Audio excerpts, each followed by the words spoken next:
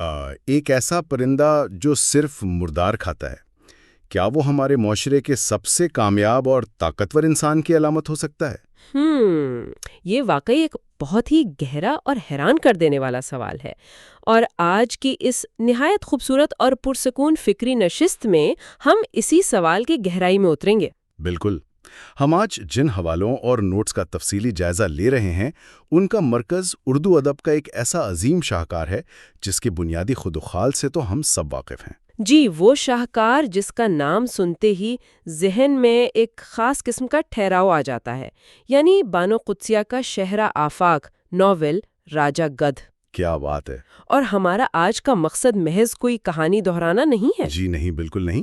بلکہ ان مضامین کو سمیٹ کر نہایت سکون اور محبت کے ساتھ علم کا وہ خالص نچوڑ نکالنا ہے جو ذہن پر بوجھ بنے بغیر ہمیں نئے زاویے سے سوچنے پر مجبور کر دے۔ ہاں، اور اس مطالعے کی سب سے خوبصورت بات یہ ہے کہ یہ محض ایک عام رومانوی داستان نہیں ہے۔ بالکل، یہ ایک ایسی تہہ دار دستاویز ہے جو انسان، اس کی تقدیر اور سب سے بڑھ کر ہمارے روزمرہ کے رزق اور اس کے ہماری نسلوں پر پڑنے والے اثرات کا پردہ چاک کرتی ہے۔ اور اس فکری سفر کا حصہ بننا میرے لیے بھی ایک بہت ہی خوشگوار تجربہ ہے۔ جب ہم ان مضامین کا مطالعہ کرتے ہیں تو یہ واضح ہو جاتا ہے کہ بانو قدسیہ نے محض الفاظ کے تانے بانے نہیں بنے۔ جی، بلکہ انہوں نے انسانی روح کی پیچیدگیوں کو ایک کینوس پر اتارا ہے۔ بالکل درست۔ اور اس بات کی گہرائی کو محسوس کرنے کے لیے ہمیں سب سے پہلے اس کہانی کے پس منظر کو سمجھنا ہوگا۔ تو چلیں اس پس منظر پر بات کرتے ہیں۔ اس ناول کا جو بنیادی کینوس منتخب کیا گیا ہے وہ ایک تعلیمی ادارہ ہے، یعنی ایک یونیورسٹی کا ماحول۔ اب ذہن میں یہ سوال ابھرتا ہے کہ کسی اور مقام کی بجائے یونیورسٹی ہی کیوں؟ ہاں، یہ ایک بہت دلچسپ نقطہ ہے۔ دراصل ایک تعلیمی ادارہ ایک ایسا متحرک مقام ہوتا ہے جہاں معاشرے کے مختلف طبقوں اور مختلف معاشی پس منظر رکھنے والے نوجوان ایک ہی چھت کے نیچے جمع ہوتے ہیں۔ بالکل، اور یہ وہ ماحول ہے جو طبقاتی فرق یا اندرونی احساس کمتری اور سماجی تضادات کو ابھارنے کے لیے ایک بہترین زمین فراہم کرتا ہے۔ جی، اور اسی ماحول کے اندر کرداروں کی نفسیات کا مطالعہ ہمیں اپنے ارد گرد موجود انسانوں کو سمجھنے میں بہت مدد دیتا ہے۔ کیونکہ جب تک ہم انسان کو اندر سے نہیں سمجھیں گے، ہم اس کے فیصلوں کے محرکات کو نہیں جان پائیں گے۔ صحیح کہا آپ نے۔ مثال کے طور پر ان حوالوں میں قیوم کے کردار پر جو نوٹس موجود ہیں وہ بے حد توجہ طلب ہیں۔ جی، قیوم جو درمیانے طبقے سے تعلق رکھنے والا ایک نوجوان ہے، وہ ذہین ہے، حساس ہے، مگر یہاں جو بات سب سے زیادہ قابل غور ہے وہ یہ کہ وہ اندرونی طور پر عدم تحفظ کا شکار ہے۔ بالکل۔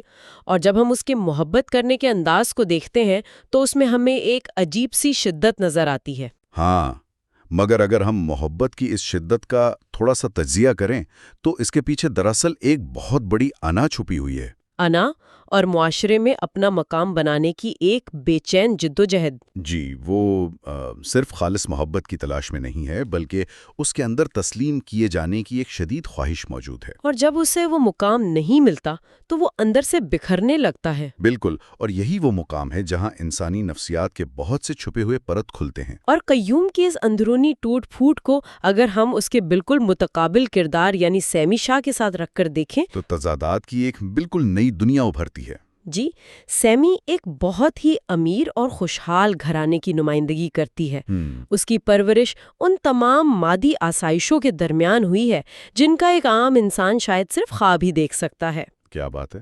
لیکن ان تمام تر ظاہری خوشیوں کے باوجود سیمی اندر سے ایک بہت بڑے جذباتی اور روحانی خلا کا شکار ہے۔ بالکل۔ وہ سچی محبت چاہتی ہے، مگر اس کی وہ محبت یک طرفہ اور ادھوری رہ جاتی ہے۔ ان دونوں کرداروں کا بار بار ٹکرانا دراصل ہماری اپنی انسانی نفسیات کی پیچیدگی کو ظاہر کرتا ہے۔ ہاں، کہ ہم کس طرح بیرونی اور مادی چیزوں میں اپنا اندرونی سکون تلاش کرنے کی کوشش کرتے ہیں اور پھر فطری طور پر ناکام رہتے ہیں۔ سیمی کی دولت اس کی تنہائی ختم نہیں کر پاتی اور قیوم کی انا اسے سچا انسان نہیں بننے دیتی۔ کتنی خوبصورت اور سچی بات کہی آپ نے۔ یہ دونوں کردار واقعی ہمیں اپنے ہی معاشرے کے مختلف چہروں کی یاد دلاتے ہیں۔ جی، اور ان کرداروں کی کشمکش کو سمجھتے ہوئے اب ہم اس گفتگو کے اس حصے کی طرف بڑھتے ہیں جو میرے نزدیک اس پورے مطالعے کا سب سے حیرت انگیز اور طاقتور نظریہ ہے۔ جی، میں سمجھ رہی ہوں آپ کس نظریے کی بات کر رہے ہیں۔ جب میں نے ان نوٹس کا مطالعہ کیا تو میرے لیے سوچ کے کئی نئے دروازے کھل گئے۔ ہم بات کر رہے ہیں رزق حلال اور رزق حرام کے نظریے کی، اور اس کا انسان کی آنے والی نسلوں کے ساتھ جو گہرا تعلق اس تحریر میں بیان کیا گیا ہے۔ بالکل، یہ ایک ایسا زاویہ ہے جس پر ہم روزمرہ کی تیز رفتار زندگی میں شاید ہی کبھی ٹھہر کر غور کرتے ہوں۔ یہ واقعی اس پوری فکری نشست کا اصل نچوڑ اور سب سے روشن پہلو ہے۔ جی، کہ بانو قدسیہ نے کس طرح ایک انسان کے کمانے کے ذرائع کو محض اس کی اپنی ذات تک محدود نہیں رکھا، بلکہ اسے اس کی آنے والی نسلوں کی ذہنی اور روحانی تقدیر کے ساتھ جوڑ دیا ہے۔ یہ معاشریات اور روحانیت کا ایک بہت ہی انوکھا ملاپ ہے۔ بالکل، ہم عموماً اپنی محدود سوچ میں یہ سمجھتے ہیں کہ غلط ذرائع سے کمائے ہوئے رزق کا نقصان صرف اسی ایک شخص کی زندگی تک محدود رہے گا۔ مگر بانو قدسیہ اس سوچ کو چیلنج کرتی ہیں۔ ان کا فلسفہ یہ ہے کہ رزق محض پیٹ بھرنے والے نوالے کا نام نہیں ہے۔ بے شک، یہ تو وہ بنیادی اینٹ ہے جس پر انسانی جسم اور روح کی پوری عمارت کھڑی ہوتی ہے۔ اور جب یہ بنیاد ہی غلط یا ناجائز ذرائع سے رکھی جائے گی تو اس کے اثرات ختم نہیں ہوتے، بلکہ وہ انسان کے روحانی ڈی این اے کا حصہ بن جاتے ہیں۔ کیا خوبصورت بات کہی آپ نے، روحانی ڈی این اے، یعنی یہ غلط رزق اگلی نسلوں میں اخلاقی گراوٹ اور نفسیاتی بیماریوں کی صورت میں منتقل ہوتا ہے۔ جی بالکل، ایک عجیب سے روحانی انتشار کی صورت میں آپ کا کمایا ہوا غلط رزق آنے والی نسلوں کے ذہن میں ایک ایسا بگاڑ یا میوٹیشن پیدا کر دیتا ہے جو نسل در نسل سفر کرتا ہے۔ یہ تصور واقعی سوچ کے دھارے بدل دینے والا ہے۔ اسے سمجھنے کے لیے ہم ایک پھلدار درخت کی مثال لے سکتے ہیں۔ جی بالکل، کیسی مثال؟ جیسے کسی درخت کو ہم مسلسل زہریلے یا آلودہ پانی سے سینچتے رہیں، ممکن ہے کہ پہلی نسل میں وہ درخت ظاہری طور پر بہت ہرا بھرا اور قداور نظر آئے۔ ہاں، اور اس پر لگنے والے پھل بھی باہر سے بہت چمکدار ہوں۔ بالکل، لیکن جب ہم اس پھل کو چکھیں گے، یہ جب اس درخت کے بیجوں سے اگلی نسل کے پودے اگیں گے تو اس پھل کے اندر وہ زہر کسی نہ کسی شکل میں ضرور موجود ہوگا۔ کتنی سچی بات ہے!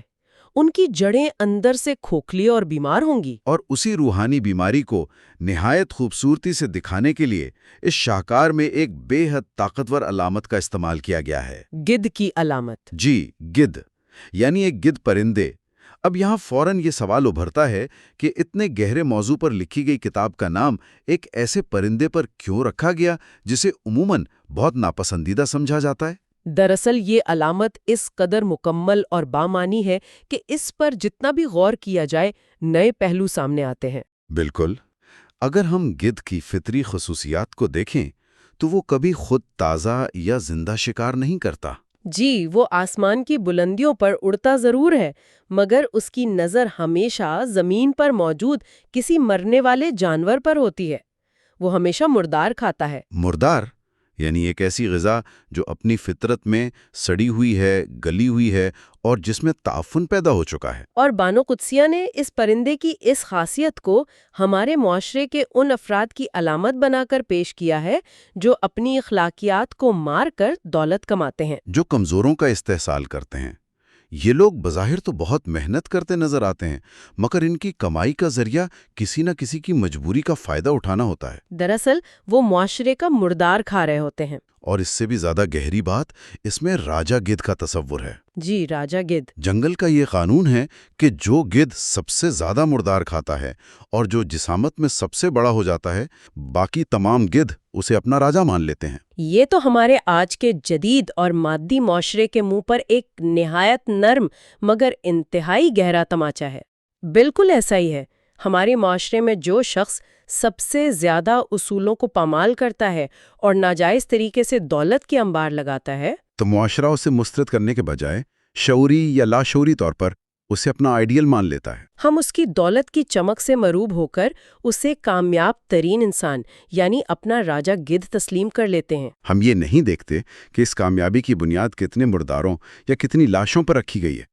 یہ ایک ایسی تلخ اور سچی حقیقت ہے جس کا سامنا ہم روزانہ کرتے ہیں۔ مگر ساتھ ہی ان حوالوں کا مطالعہ ہمیں یہ کڑی تنبیہ بھی دیتا ہے کہ کامیابی کے لیے اصول توڑنے والوں کی یہ بادشاہت اندر سے بالکل کھوکھلی ہوتی ہے۔ جی، وہ ایک ایسا غبارہ ہے جس میں صرف وقتی طاقت کی ہوا بھری ہے، اور فطرت کا قانون یہ ہے کہ ایسی بنیادوں پر کھڑی عمارت کا انجام تباہی کے سوا کچھ نہیں ہوتا۔ اور یہی وہ مقام ہے جہاں ایک حساس انسان کے اندر کی کشمکش شروع ہوتی ہے۔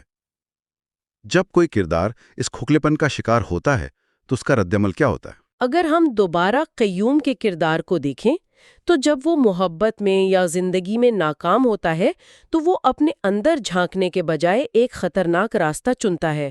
بالکل، وہ اپنی کمزوریوں کا اعتراف کرنے کے بجائے براہ راست تقدیر کو الزام دینے لگتا ہے۔ جی، وہ جبر اور قدر کی بحث میں الجھ جاتا ہے۔ یہاں ذرا رک کر اس جبر اور قدر کی بحث کو ہم تھوڑا سا کھولتے ہیں۔ جی ضرور۔